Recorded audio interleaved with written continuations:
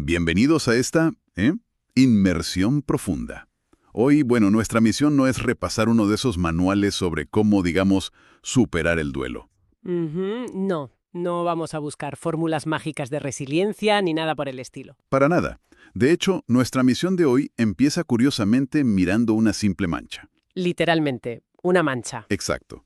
Específicamente la imagen que aparece en la portada del libro Como si siguieras acá, del autor Federico N. Vitonte. Que, a ver, para quienes no tienen el material visual enfrente, es una portada engañosamente simple, ¿no? Totalmente. O sea, ves una mesa de madera, una taza de café a medio tomar y justo al lado está esa marca redonda. Esa marca oscura, como húmeda, que dejó otra taza que ya no está ahí. Y creo que esa imagen encapsula perfecto lo que vamos a desgranar hoy. Porque el duelo, al menos como lo documenta Federico tras la pérdida de su esposa Cecilia, no es simplemente la mesa vacía. Claro, no es un espacio en blanco. No, es esa marca de café que queda incrustada en la madera. Es la evidencia física de que alguien ocupó ese lugar y, de que la estructura misma del entorno quedó alterada para siempre. Y me parece súper interesante cómo el formato que elige el autor para explorar esa marca incrustada es clave para entender la obra. Sí, porque no es un ensayo clínico. Exacto, no. Él se apoya enteramente en la poesía contemporánea, usa el verso libre, o sea, se despoja de cualquier red de seguridad métrica, de rimas. Que es algo muy propio de la literatura confesional actual, ¿verdad? Tal cual. Quienes siguen epigénero saben que el verso libre rompe con las convenciones. Pero aquí, digamos que esa ruptura tiene una función psicológica muy específica. ¿Ah, sí? ¿En qué sentido? A ver, las líneas se cortan abruptamente, los pensamientos quedan como suspendidos en la página, y eso imita de manera física las interrupciones cognitivas que produce el trauma. Wow. Claro, no hay grandes discursos ordenados. No hay odas heroicas al universo. Él documenta lo minúsculo, o sea, esa cotidianidad fracturada de vivir en los mismos espacios que habitaba Cecilia. Y fíjate que esa transición hacia lo minúsculo, hacia, no sé, el polvo de la vida diaria, es lo que a mí me dejó más perplejo de los textos que revisamos. Sí, es súper crudo. Porque cuando nos adentramos en las rutinas de la casa, surge un fenómeno rarísimo. En varios poemas, Federico empieza a adoptar casi por ósmosis las costumbres de Cecilia. Los hábitos de ella. Claro. Me refiero, por ejemplo, al poema 2, que se titula Siempre un poco más. Él cuenta que su esposa era, el tipo de persona que siempre intentaba agradar, ¿no? La que mandaba un mensajito extra, la que ofrecía una sonrisa para cuidar a los demás. ¿Esa figura de contención emocional para el entorno? Exacto. Y Federico confiesa que antes a él la opinión ajena le daba bastante igual, pero en el presente de repente se descubre a sí mismo respondiendo mensajes por compromiso, diciendo que sí a cosas que antes rechazaría de plano, operando bajo la lógica de ella. Es que ese poema revela un mecanismo psicológico interesantísimo frente a la pérdida. En psicología del duelo hay un modelo que se llama de vínculos continuos. Ah, ¿ok? ¿Y qué postula eso? Bueno, básicamente dice que la resolución del dolor no pasa por cortar los lazos con la persona que falleció, sino por renegociar esa relación. O sea, cuando Federico escribe «no es que haya cambiado, es que te sigo». ¡Wow! ¡Qué frase! Sí, es fuertísima. Ahí él está ejecutando una integración de identidad. Como Cecilia era, digamos, la interfaz amable entre su familia y el mundo exterior, al faltar ella, el sistema queda desprotegido. Entonces, él absorbe ese rasgo. Exacto. Y no por casualidad, sino para mantener vivo ese ecosistema emocional que ella sostenía. Es su forma de garantizar que el mundo siga recibiendo esa gotita de amabilidad de Cecilia. Pero a ver, aquí te quiero plantear una duda, porque mientras lo leía, me preguntaba, ¿no hay un peligro oculto ahí? ¿En qué sentido? Digo, empezar a responder como lo hacía ella, asumir sus preocupaciones frente a la gente. ¿No corremos el riesgo de que esto sea una especie de negación patológica? Ah, como si fuera una máscara. Exacto. Ponerse la máscara de la persona que ya no está, actuar como ella, me suena que podría ser un mecanismo de evasión brutal para no enfrentar el vacío en la habitación. Claro, es una pregunta súper lógica cuando lo miras desde afuera. Como que solemos interpretar cualquier emulación como un intento de evitación, ¿no? Sí, como un aquí no pasó nada. Exacto. Pero la crudeza de esta obra descarta totalmente la teoría de la negación. A lo largo del libro, el dolor de la ausencia es hiperrealista. O sea, él no intenta fingir que ya está ahí. Ujú. Él reconoce conscientemente que está operando en su nombre, precisamente porque ella ya no puede hacerlo.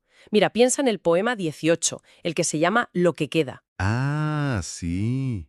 ¿El de la mesa de luz? Ese mismo. Federico habla de la mesa de luz de Cecilia, donde todavía tiene su colección de vírgenes y un rosario. Y él siempre fue un escéptico. De hecho, cuenta que antes discutían por esas demostraciones de fe que a él le parecían súper irracionales. Y ese es un ejemplo perfecto de esta transferencia que hablábamos. Porque en el poema él confiesa que, hoy en día, no ha movido esos objetos. Siguen ahí. Ni uno solo. Incluso dice que ya no le molestan. Al contrario, lo sostienen. Él sabe que esos objetos le daban paz a su esposa, y de alguna forma incomprensible, su propia mente adopta esa calma. Totalmente. Es como si el amor hubiera desarrollado una memoria muscular, y esa memoria sobreescribe su propio escepticismo. Su cerebro registra que el rosario equivale a la tranquilidad de Cecilia, y bueno, adopta esa tranquilidad por pura asociación directa. La verdad. ¿Por qué lo dices? Porque mantener esa memoria muscular activa, intentar sostener las estructuras de otra persona, mantener los objetos intactos, llenar los silencios, todo eso exige un consumo de energía colosal. Uf, sí, me imagino. Digo, la literatura suele romantizar el duelo como un viaje puramente espiritual, ¿no? Como un fantasma emocional que se va yendo con el tiempo. Pero Federico aquí mete la biología, mete el colapso físico. Y me alegra que toques esa parte biológica, porque tendemos a conceptualizar la pérdida solo como estar muy triste. Pero al leer al autor, lo que de verdad te golpea es el agotamiento físico literal. Las fracturas que no se ven. Tal cual. Hay un momento en que ves a este hombre intentando sostener el techo de una casa que se derrumba, pero sus propios brazos están rotos. O sea, la voluntad la tiene, el amor sobra, pero llega un punto en que el cuerpo le dice que no, que el cuerpo no le da.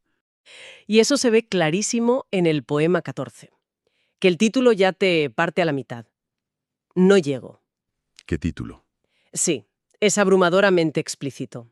Ahí el libro deja de lado cualquier metáfora sutil para describir un dolor físico real, una limitación que directamente lo incapacita. Estamos hablando de carga alostática pura. Carga alostática. Sí, es el desgaste que sufre el cuerpo cuando estás expuesto a un estrés crónico repetido. El sistema inmunológico se deprime, te llenas de inflamación y la fatiga se vuelve paralizante. Él lo confiesa. Hay días donde sencillamente el cuerpo no acompaña. Y lo más fuerte es que el núcleo de ese dolor físico ni siquiera es que a él le duela el cuerpo por sí mismo. Al leer No llego, lo que te transmite es una culpa lacerante por cómo esa parálisis afecta a su hija adolescente. Exactamente. El efecto dominó. Claro, él describe la profunda frustración de ver que su hija tiene que intervenir en las cosas de la casa, verla cargar con responsabilidades prácticas y un peso emocional que a su edad no le corresponde. Ujú. Y él se repite como un mantra que es él quien debería estar sosteniendo la estructura, pero el cuerpo no le da. Imagínate el nivel de impotencia. O sea, él ve que su hija a veces se fastidia por todo esto y en un acto de empatía radical, él valida ese sentimiento. Reconoce que no es un berrinche adolescente, es simplemente peso. Demasiado peso para ella. Sí. Y este es el motor principal que hace que Federico intente superar esa limitación física. La recuperación para él no es un viaje de bienestar personal, es pura urgencia de supervivencia, para volver a ser el pilar de su hija. ¿Necesita funcionar? Exacto. Necesita que su cuerpo responda para que, cuando ella busque apoyo, encuentre una pared firme. Y esa urgencia por ser el pilar nos mete en una dinámica entre padre e hija que, la verdad, me pareció el territorio más complejo del libro. Porque él no solo pelea contra su propio cuerpo, sino que está intentando descifrar un manual de crianza que le acaban de reescribir en un idioma rarísimo. Totalmente. Fíjate en el poema 8, en el medio. Ahí ves todo este proceso de ensayo y error. Él quiere cuidarla, quiere estar ahí desesperadamente, pero también sabe que no puede no debe intentar suplantar a la madre. Este es un malabarismo imposible. Es caminar por una cuerda floja. Federico documenta esa tensión de intentar acercarse a su hija adolescente mientras ella también procesa su propio duelo. Porque si se acerca demasiado, Claro, si invade su espacio, corre el riesgo de asfixiarla o de que ella lo rechace por defensa. Pero si toma demasiada distancia para respetar sus silencios, se arriesga a que ella se sienta abandonada en el peor momento de su vida. Y él admite que se equivoca mucho en este baile, ¿no? Sí, lo admite abiertamente. A veces da un paso y choca contra un muro, a veces retrocede y lo mata la duda de si la dejó demasiado sola. Pero a partir de todos esos choques, llega a una conclusión que para mí es oro puro, sobre cómo cuidarnos. Él dice que estar también es saber cuándo no estar. Y escribe que querer bien a veces es soltar un poco sin irse. ¡Qué maravilla de frase! Quedar que orbitando alrededor de su hija, garantizando que tu presencia esté ahí, pero sin hacer ruido. Y es justamente esa decisión de soltar sin irse lo que les permite empezar a construir nuevos espacios compartidos. Nuevos ecosistemas entre ellos dos. Que aparte es fascinante ver cómo son esos espacios, porque rompen con un montón de expectativas terapéuticas de hoy en día. Sí, quiero ahondar en eso porque te confieso que el ejemplo que dan las fuentes me dejó un poco descolocado al principio. En el poema 12, él cuenta que el refugio actual para él y su hija es, literalmente, sentarse a ver la serie Elsbeth. La serie de televisión. Sí, una serie procedimental ligera de resolver un misterio por episodio y ya. Una estructura súper predecible, de bajo riesgo emocional. Exacto. Y a ver, necesito que analicemos esto críticamente. Hoy vivimos en una cultura dominada por el lenguaje de la terapia. Todo el tiempo nos dicen que hay que hacer el trabajo, procesar el trauma, verbalmente, tener conversaciones profundas, llorar juntos. Esa presión constante por la vulnerabilidad, sí. Claro. Entonces, visto bajo esa lupa, sentarse frente a la tele a ver un capítulo de una serie ligerita y a veces hasta quedarse dormidos a la mitad. Pregunto, ¿no es una forma de anestesiarse? ¿No están simplemente huyendo del duelo en vez de atravesarlo? Es que esa perspectiva asume algo que es neurológicamente falso, que el cerebro humano tiene capacidad ilimitada para procesar el dolor. Ah, ok. Cuando tu sistema nervioso está sobrecargado por un trauma brutal y además por todo el desgaste físico del que hablábamos, exigir charlas profundas todo el tiempo es directamente destructivo. Ver Elsbeth no es anestesia, es un mecanismo espectacular de corregulación. Corregulación a través de la tele. Absolutamente. Lo que rescata el poema no es la trama policial, es el formato del acto. Estamos en el mismo espacio, en el mismo silencio, compartiendo algo que no pide demasiado. Wow. Están compartiendo el oxígeno de la habitación, el calor en el sillón, sin la demanda cognitiva de tener que articular palabras. Una serie así te da certidumbre. Hay un problema, se investiga y en 45 minutos está resuelto. Es verdad, ¿sabes cómo va a terminar? Exacto. Es un entorno seguro en medio del caos total. Y les alcanza con ese silencio porque el simple hecho de estar juntos en el cuarto, sin salir corriendo, ya es un trabajo emocional gigantesco desde la casa. Me cambia por completo la lectura de esa escena. Y fíjate que esto me conecta con otra zona clave de la casa, la mesa del comedor. Sí, las comidas. En el poema 43, que se llama Las sobremesas, Federico explora este abismo de sentarse a comer en una mesa donde falta alguien. Él cuenta que antes, cuando eran tres, él solía llenar los espacios hablando sin parar, como que esa verborragia aseguraba que todo estaba bien. Claro, porque el silencio, antes de la pérdida, seguro lo leían como distancia. El ruido era vitalidad. Exactamente. Pero ahora, en esta nueva realidad donde solo son dos, las reglas cambiaron. Él dice que las sobremesas siguen existiendo, pero reconoce abiertamente que ya no hablan tanto. Y no hay magia todos los días, hay silencios. Ujú. Sin embargo, confiesa que cuando esas sobremesas suceden, él siente que son casi igual a las de antes. ¿Y a qué me quiero detener? Aceptar que un momento central de tu familia ahora es casi igual. ¿Es como rendirse a la melancolía o es la clave para que esta nueva vida sea soportable? Para mí es sin duda el triunfo de la continuidad adaptativa. A ver, explícame eso. Si Federico intentara que las sobremesas fueran idénticas a las del pasado, se estrellaría todo el tiempo contra la ausencia de Cecilia. Estaría persiguiendo un fantasma. Claro, forzando algo que ya no existe. Exacto. Ese casi del que habla es el espacio exacto donde vive la aceptación radical. Es reconocer, ok, la pieza que falta es irreemplazable. Esa configuración no vuelve más. Pero todavía hay valor y hay amor en esto que nos queda. Es fuertísimo. No juegan a que no pasó nada. Aceptan que ahora es incómodo, que es imperfecto, que la casa tiene otra acústica.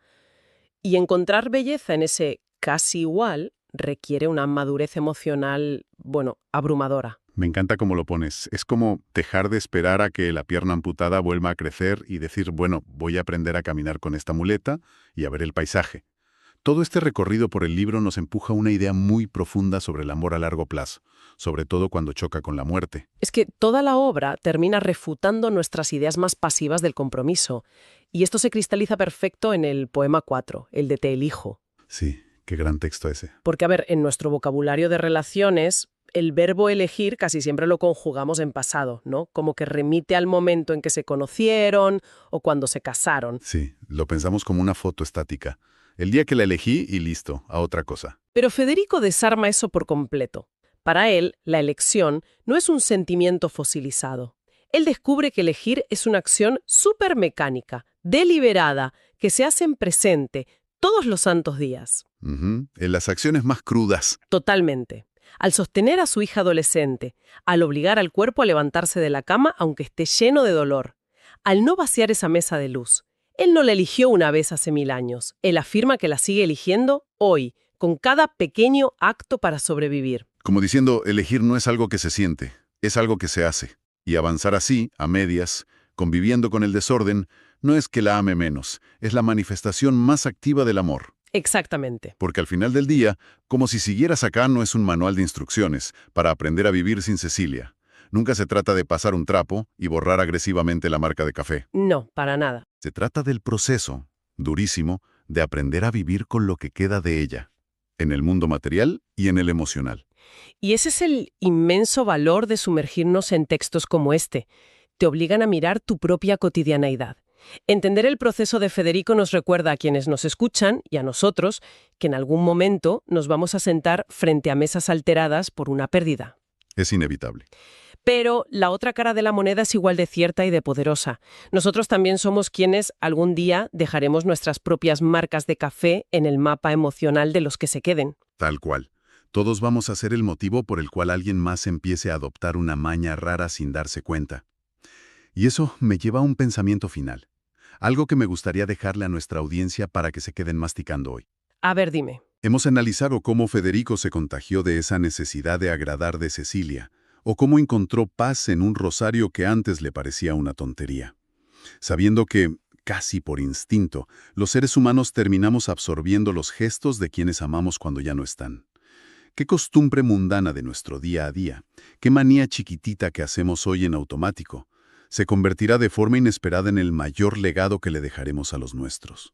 ¡Guau! Es la clase de pregunta que te obliga a recalibrar por completo el peso de las rutinas. Eso que hoy nos parece súper insignificante podría ser literalmente el ancla que sostenga a alguien el día de mañana. Es sin la repetición de esos pequeños detalles donde de verdad echamos raíces en este mundo. En fin, ha sido una exploración súper reveladora y valoramos inmensamente que nos hayan acompañado en esta inmersión profunda. Las mecánicas que nos permiten seguir adelante.